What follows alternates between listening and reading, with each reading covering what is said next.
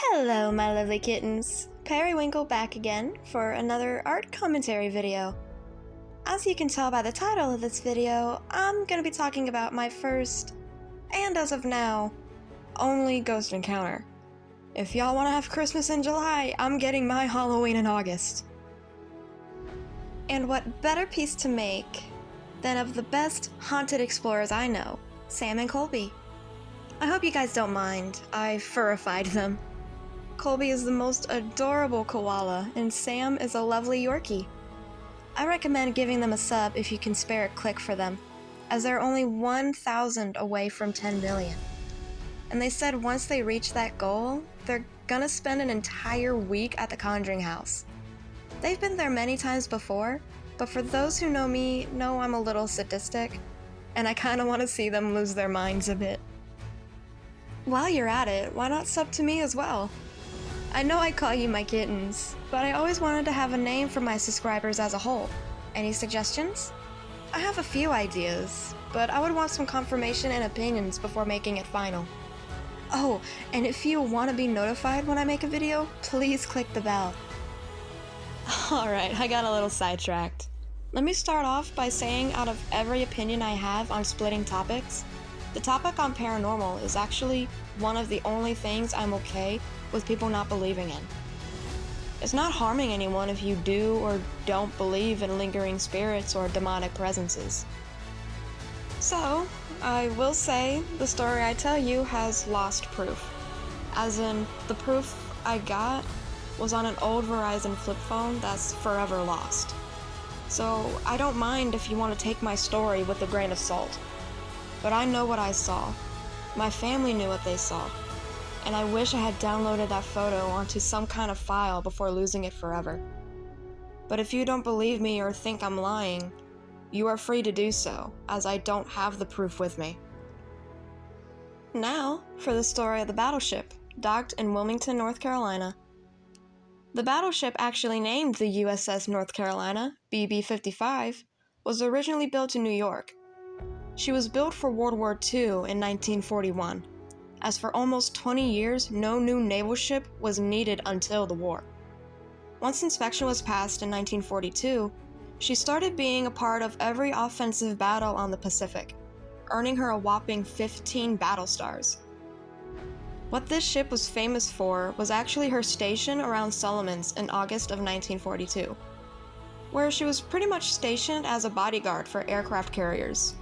And one of these carriers happened to be the USS Enterprise. The one warship earning the most battle stars than any other ship during World War II. And for good reason. Even though the BB-55 had average stars, weren't for her, the Enterprise would have not have been so successful during war. Because the Enterprise had a huge dent in the war on the water, there's a strong chance America would have lost, taken a slower victory at best. The amazing thing about the USS North Carolina is that she survived not one sinking, but 6 times. The most well-known sinking attempt was a major hole in the ship's hull caused by a Japanese torpedo. Thankfully, for the quick wits of the men on board, they made ship patchwork look like child's play. By the end of the war, the ship only had collective fatalities of 10, with 67 men being severely wounded. And for a battleship, that's pretty damn good if you ask me. Versus the many ships that were blown up, burst into flames, and being lucky to only have one person survive. She was then docked in New Jersey. But because there was no need for her after the war, she stayed there dormant for 14 years. She was even almost placed in for scrap. Thankfully, a community of people campaigned against this, saving her by having her shipped to Willmington, North Carolina. Funny enough, on my birthday, October 2nd, in 1961, where she remains today as mostly a museum, like most dormant ships. However, the only thing different with her is that unlike the Queen Mary on the West Coast, or what almost happened to the USS Kitty Hawk, the USS North Carolina is not a turned hotel, just simply a walk-in museum. And the summer of 2014 is where my story begins. My family at the time would always do summer trips, but money was tight that year, so we decided to go to a local landmark. I was never a fan of war artillery, but had always been interested in the paranormal. That was basically the only leverage my parents had to get me to go to the ship, since it's also rumored to be haunted. I never cared to read about the ship's history or know her memorabilia. I was more excited to get some pictures on my old-fashioned Verizon slider phone. You know, the phone that only had one game, which was Uno, and you could only play with bots. I took pictures where I could, left and right, but of course I got to admire her interior.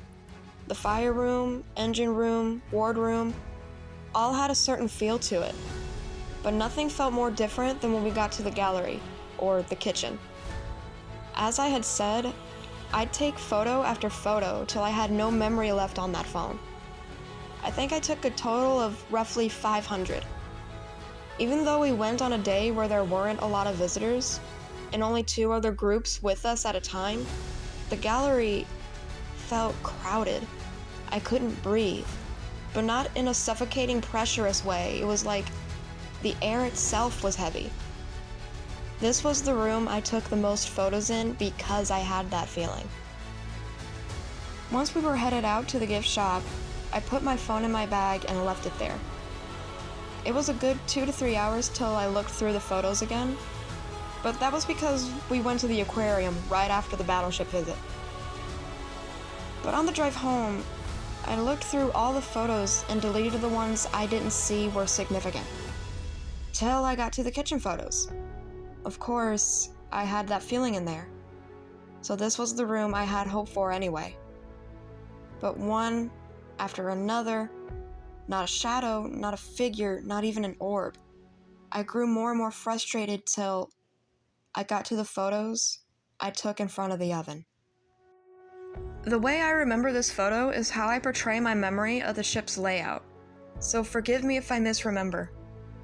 All I can tell is foreground and background separation. I can't 100% say what exactly these surfaces were, but I'd want to say it was the oven that was behind a table island like a lot of kitchens have. But I took 2 photos in that spot, and with one of them showing nothing significant, the other, there was a clear figure of a man wearing not just regular clothes, but a World War II Class A enlisted man white Navy suit. Hat, scarf, the works. But you can't see his face. I can't remember if his face was turned away from me, or if his face just wasn't there, but I didn't see a face. Now, it's important to add to devil's advocate, and I will say that yes, it could have been a reflection of a stranger from a different group in the plexiglass. I forgot to mention that. They sectioned off certain areas of the ship with plexiglass to make sure you don't go in and mess with things. And the oven part of the kitchen was one of them. But I 100% believe this figure was on the other side of the glass, and not a reflection. Because, well, 1, he was wearing the uniform, and to my memory, no one was cosplaying as a World War II Navy man. But 2, because if it was a reflection, you'd see warping of the entire person, especially in those lights. But this figure was so crisp and clear, yet his bottom half was cut off, as if he was standing on the other side of the island, right in front of the oven. That was my first proof, my only proof, of supernatural activity. Again, call me a liar if you want. I don't blame you, as I don't have the photo anymore. Be skeptical. But I know what I saw, and I know what I would look back on in that phone for the next 2 years I had it. And if you don't believe me, why don't you go to the Battleship yourself and find out? If you watch this video in its entirety, I'd say thank you. And tell me your personal ghost stories. I'd love to read them. I sure do hope all my little kittens wake up every morning with fruit juice and sugar, and I will try not to disappear for another year. Hope you enjoyed the art behind me, and sure do hope to see you next time.